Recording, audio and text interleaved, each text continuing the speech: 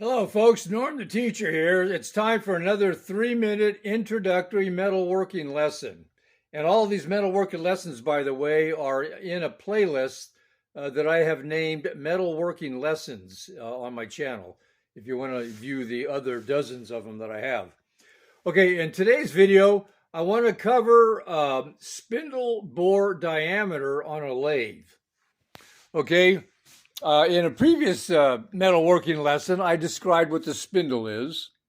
I described the tool that you can use to, the telescoping gauges you can use to measure, let's say, the inside diameter of this hole and the inside diameter of this hole. Okay, now it's time to get into spindle bore diameter. Now, the specifics on the specifications on the front of my lathe doesn't give any spindle diameter. It gives a chuck diameter, 3 inches. It gives a swing diameter, 7 inches, but it doesn't give the spindle. But in the manual, it does. Under specifications, it says spindle bore, 3/4 of an inch in diameter. Okay, what that means is that inside this bore, that is the smallest diameter that there is. It's larger than 3/4 here because the this is a Morse taper 3 hole, and it tapers backwards and gets narrower. So it gives you the impression that you can then take stock and put it all the way through like this, from here to here, and tighten it in the chuck, and then machine the very end of the shaft. Okay, well, you can if the chuck isn't on.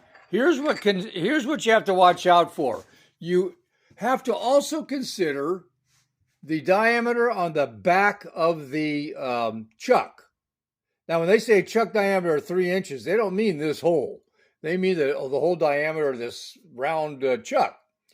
Okay, that is not 3/4 of an inch. Now, look what happens when I put this into the spindle. And now let's try to take that shaft, put it through, and look what happens. It's hitting the back of the chuck, and it won't come out. Well, you can tighten it in the chuck and machine the end of the shaft. So the purpose of this video is to make you aware of that. And when you consider the spindle bore diameter 3/4 of an inch, also take into consideration what is the diameter of the hole behind your chuck.